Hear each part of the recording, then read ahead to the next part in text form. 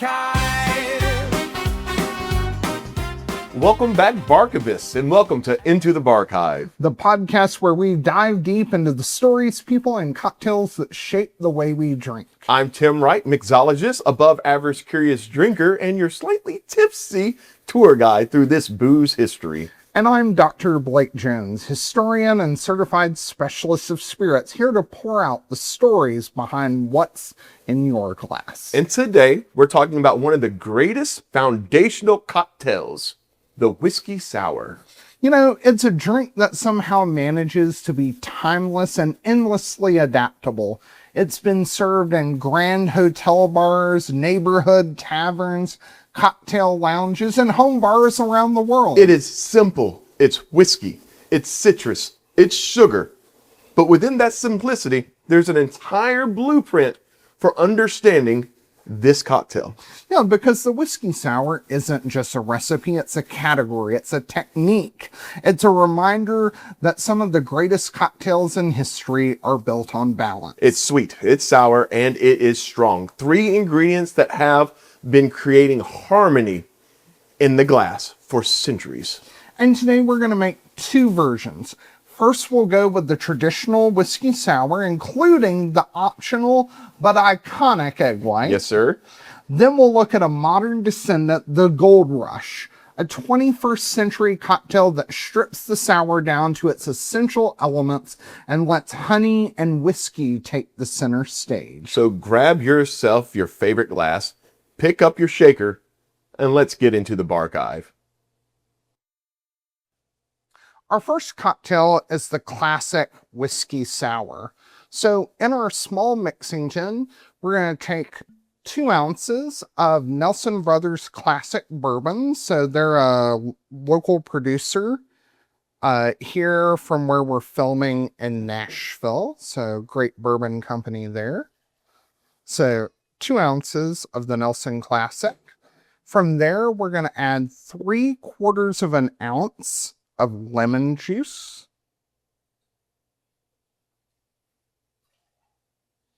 For our sweetener, just basic simple syrup, 3/4 of an ounce. And for the final ingredient, we're going to add an egg white. This ingredient wasn't part of the original whiskey sour, but was added not just to give the drink that signature like foamy head on top. It affects the entire texture of the drink throughout, giving it a much silkier mouthfeel. From there, we'll ice down our tin and we're going to do a reverse dry shake. So I'm going to shake all these ingredients on ice first for 10 to 15 seconds.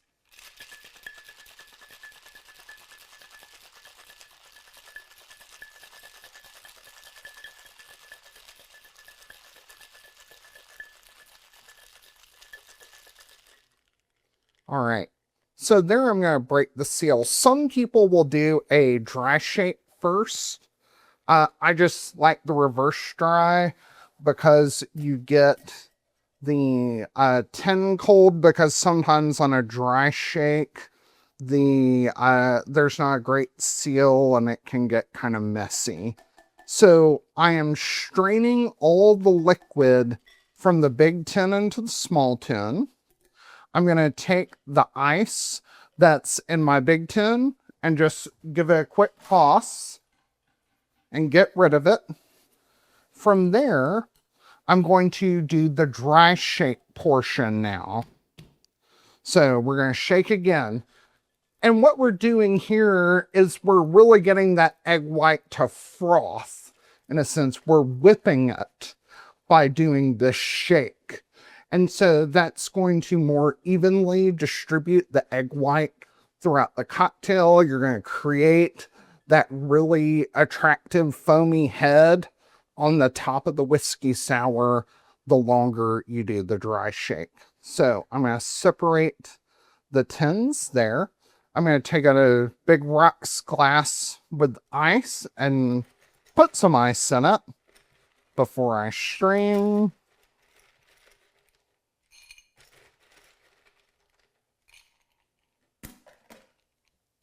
And from here, you could directly pour. I'm just going to do a strain because sometimes if part of the egg white hasn't gotten thoroughly beaten and incorporated, that might not be pleasant mouthfeel wise. But for the garnish, we're doing a flag. So I've got a lemon wheel with a cherry in between, and we have our classic whiskey sour. Cheers. The modern classic Gold Rush. Much like the whiskey sour, same ingredients other than we've swapped out the sweetener. Let's build it in the tin. We're going to start with 2 ounces of our Nelson Greenbrier Classic.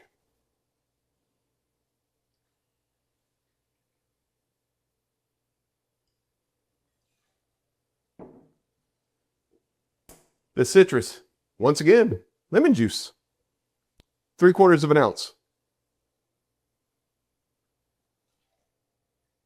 And simple enough, we go to sweetener. We're going to a honey syrup. 3/4 of an ounce.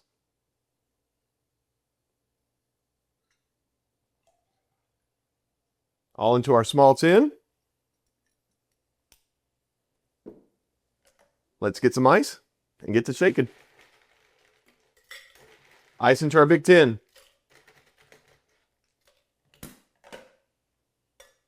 Pour and seal. Shake.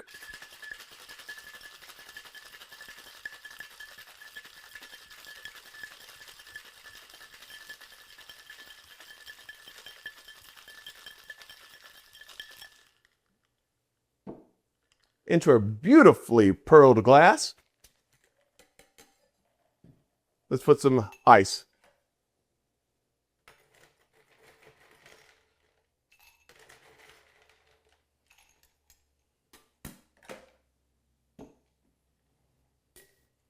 And strain.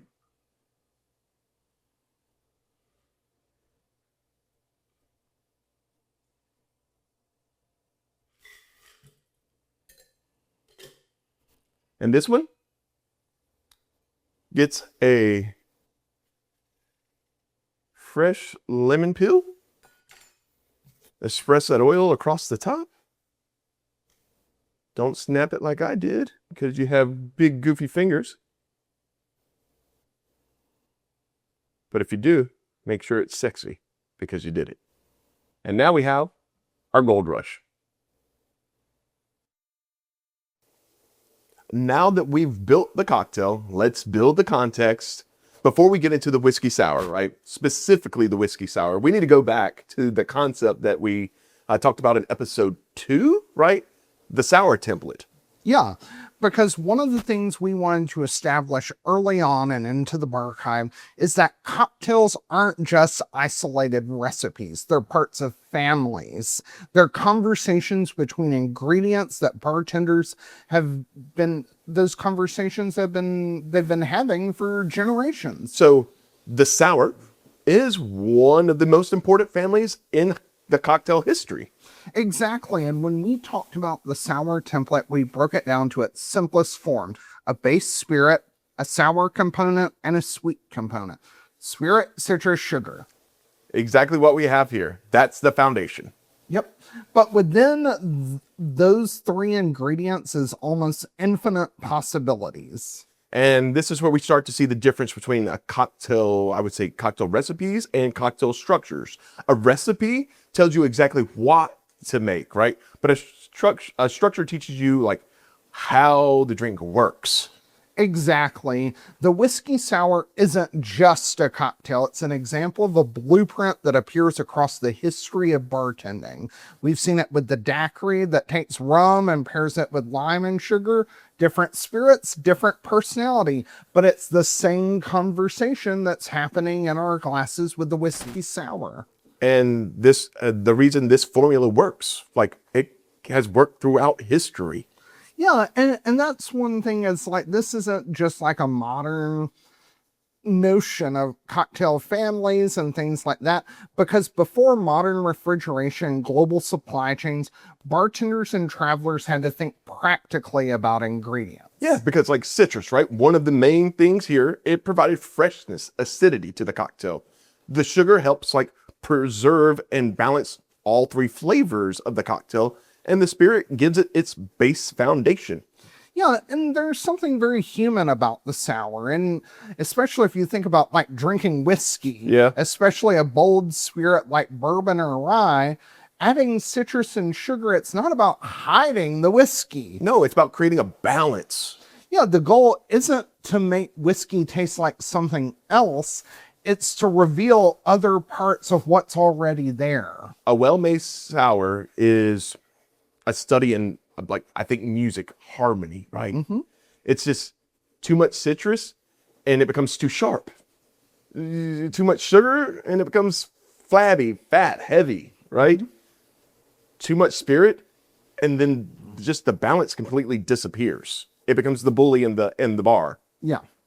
So the bartender's job is, as we have stated back in episode 2, bartender's job is to find that perfect balance where everything comes together in harmony. Yeah, and that brings us to today's cocktail, but because the whiskey sour is one of the clearest examples of the sour template in action. It's a drink that takes this simple structure and shows just how much personality you can create from it. And then when you made the Gold Rush, we see how modern bartenders took the exact same sour template and asked a simple question. What if we change one piece? One thing, we just went bloop. And so simple syrup becomes honey syrup. Yep.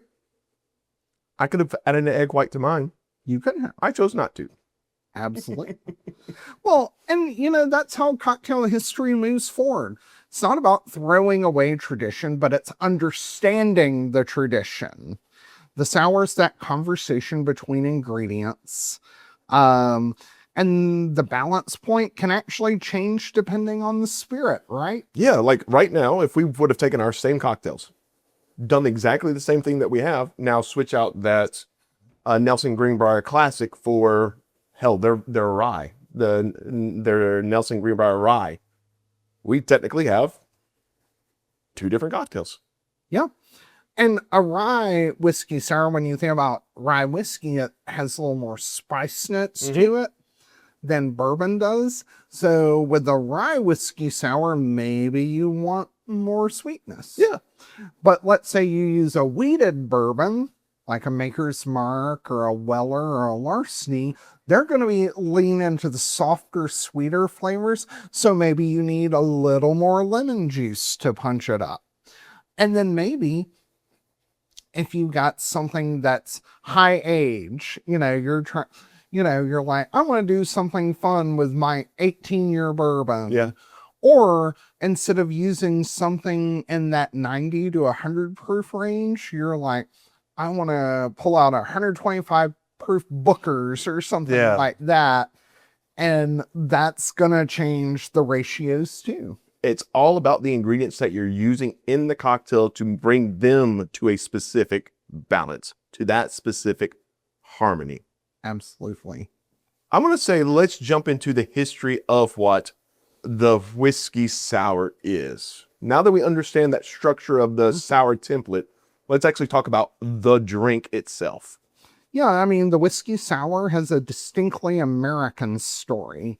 And what makes it so interesting is that it comes from a time when cocktails were still being defined. We think of cocktails as this vast universe, but in the 19th century, bartenders are figuring out the language of mixed drinks. Yeah. So the whiskey sour is part of that conversation. Going back to the whole, instead of cocktails, you had cocktails, juleps, cobblers, fixes, fizzes, sours. And so now what made the sour pop like this? Where did this specific one? So the first printed appearance of the whiskey sour comes from the 1862 Bartender's Guide by Jerry Thomas. Yes, sir. Right? Thomas is, as we've mentioned, one of the most important figures in cocktail history. He's not just a bartender, he's the author of the very first dedicated cocktail book. Okay. And he helped turn bartending into a craft. And so the whiskey sour appears alongside some of these other foundational drinks from what we consider the era of classic cocktails. Now, you've said before, it's worth remembering that during this period of time that whiskey itself was changing, correct? What's going on there? So, while rye whiskey dominates a lot of the Northeast, your Pennsylvania, New York, Maryland area, bourbon is emerging and developing its identity in Kentucky and the South. Okay, so regionally now we're getting two different brown spirits. Yes. So, and part of it is what grows where. Rye doesn't grow really well in Kentucky. Corn does. Yes.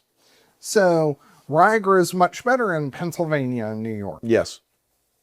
And so that is why it's kind of called a whiskey sour, not a bourbon sour. Because they were using whatever ingredient they had available to them in that specific region. Yeah, and so this is a way to not only showcase those regional whiskeys, but make them more approachable. So the whiskey sour did exactly that. Again, the template itself lends the opportunity for a bourbon to be used down south and a rye to be used up north. Exactly. And before the cocktail really becomes a symbol of sophistication, it's also very practical. Travelers, sailors, and workers understood that citrus can bring freshness to spirits that could be harsh or monotonous because not everything was well crafted. The lemon juice softens the sharpness of the barrel aging of the whiskey. Yeah. But doesn't mask it. It accents it in different ways. So I'm guessing that's why we started with the classic today, building off of that template and then showing how later on it can evolve. Yeah, but because before you can reinvent a drink, you've got to understand the original. And the whiskey sour is one of those cocktails that kind of teaches you everything about this family. So you mentioned bringing freshness, sharpness, being very regional in that. So the sour wasn't just fashionable. It's kind of solved this problem. Yeah. And so this is an era when we're moving from large format punches, like when you go to taverns, to people going to bars to have single serving drinks. Like some of the original whiskey sour recipes would have large measures of water in them and less lemon juice. So it's a sweeter, punch style drink or a diluted punch. So when did this change? So there were updates along the way. In 1887, Jerry Thomas's revised bartender's guide had a dash of orange curaçao in his whiskey sour. Then the float of red wine that is characteristic of what we call the New York sour. Yep, that emerges in the 1880s. In the 1920s, the egg white is introduced to the whiskey sour, and I get it. And I know you're. We talked about this in the sour episode. Yes, I'm one of those. I'll eat an egg if I have to. I prefer not to. Flips are still a weird genre for me, but I'll drink the cocktail because it's a really good thing. But still, egg white cocktails. The thought of it still gives me the heebie-jeebies. Yeah. But once it's executed, it's a dang good drink. Yeah, I mean, and historically, eggs were not unusual in drinks. They help create texture and richness. And the egg white transforms the whiskey sour from a bright, refreshing drink into something with a completely different character. That smooth cream mouthfeel. Yeah. The texture softens the acidity. It gives the cocktail a luxurious sort of feel, and it changes our perception.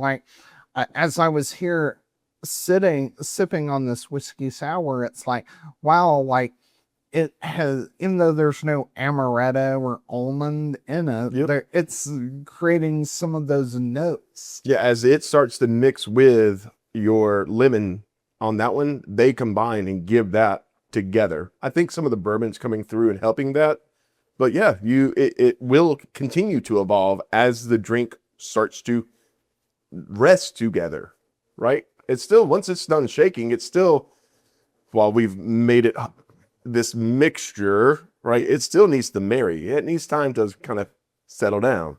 Absolutely. But like so many classic cocktails, the whiskey sour had, let's say, a complicated 20th century. Oh, Prohibition. Yeah, the sour survives Prohibition. Okay. It appears in mid-century cocktail culture, but unfortunately, it becomes associated with convenience products. Okay.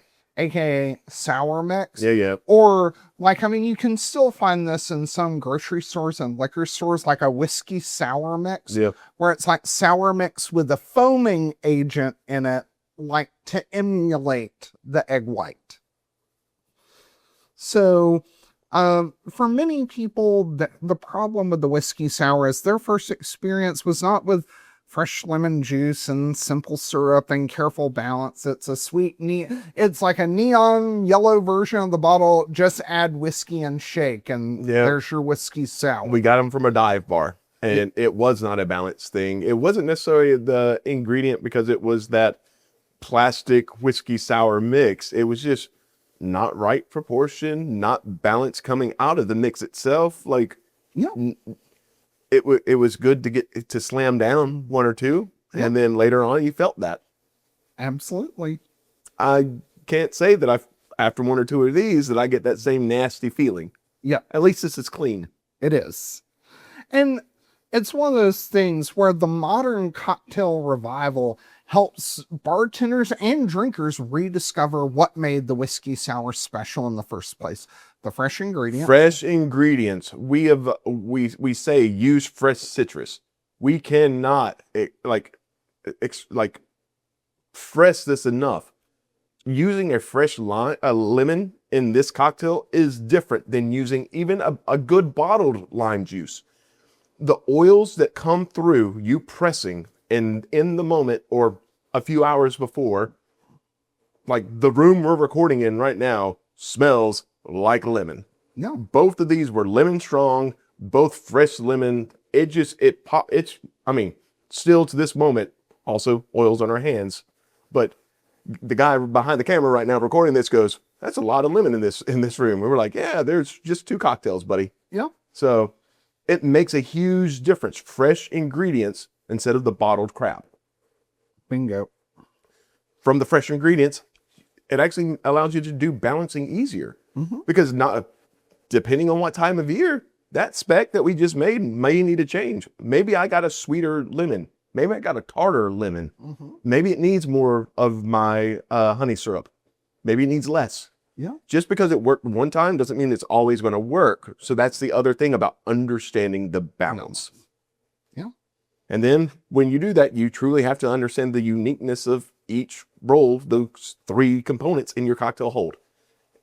Making the whiskey sour is going to be a fine dance that if you just screw around with, sometimes you're going to mess it up. Yeah. So be intentful. Have a purpose when you do it. Yeah, and this cocktail renaissance also inspired bartenders to ask, what if we take the sour formula and rethink it? Which brings us to the Gold Rush. And, as you alluded to earlier, the Gold Rush is a great example of how bartenders work with tradition. Yeah, man, I love the fact that the switching out of the simple syrup and giving somebody that permission to have something that they like. I like honey. I like a honey syrup cocktail. It's just easy, especially during the time that you can get fresh honey, like everywhere. Go ahead and grab it. Make a big batch of it because it's not going to go bad anytime soon. Yeah. Well, just a little history of how we got there. Yep. Is this drink, the Gold Rush, is associated with that cocktail renaissance of the early 2000s. Okay. And it's really focused on taking classic ideas and improving them rather than just like, here's your classic whiskey sour. And the Gold Rush, kind of another circle back to an older episode. Yes, sir. was created at Sasha Petrosky's famous bar Milk and Honey in 2001. Okay. But it wasn't technically created by Sasha Petrosky. It wasn't created by a bartender, but by someone sitting on the other side of the bar, a guy named T.J. Siegel, who worked in restaurants and bars in New York. He was a childhood friend of Petrosky's, and he would oftentimes come to Milk and Honey, like after his shift, and get a drink, and his go-to drink was a bourbon sour. Okay. And he liked his bourbon sour, no egg white. And he liked it served on the rocks, because sometimes a whiskey sour could be served in a coupe. But he wanted his on ice in a rocks glass. And he came in, and he and Sasha were having a conversation.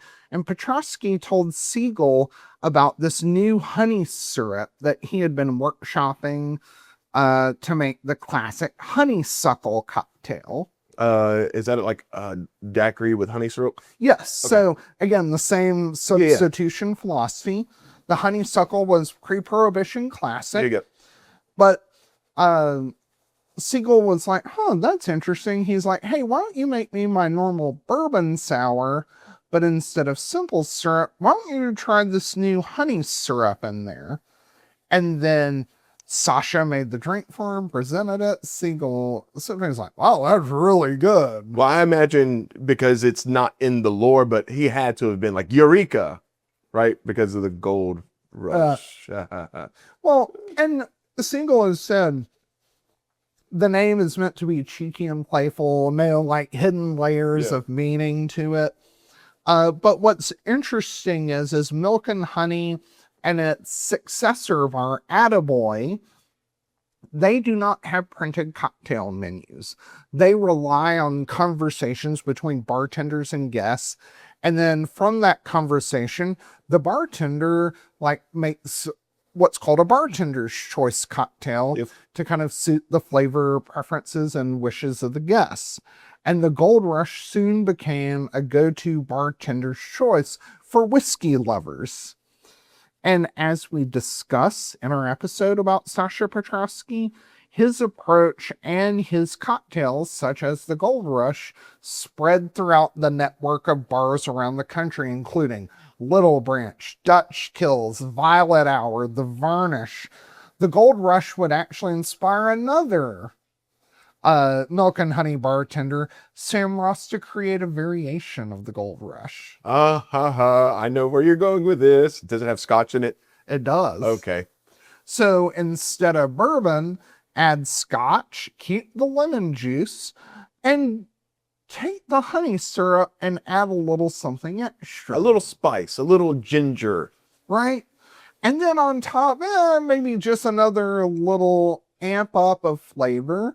And I'll add a little float of smoky, peaty scotch. And they called it the penicillin. And so Sam Ross, and the penicillin is kind of the most famous cocktail invented at Milk and Honey.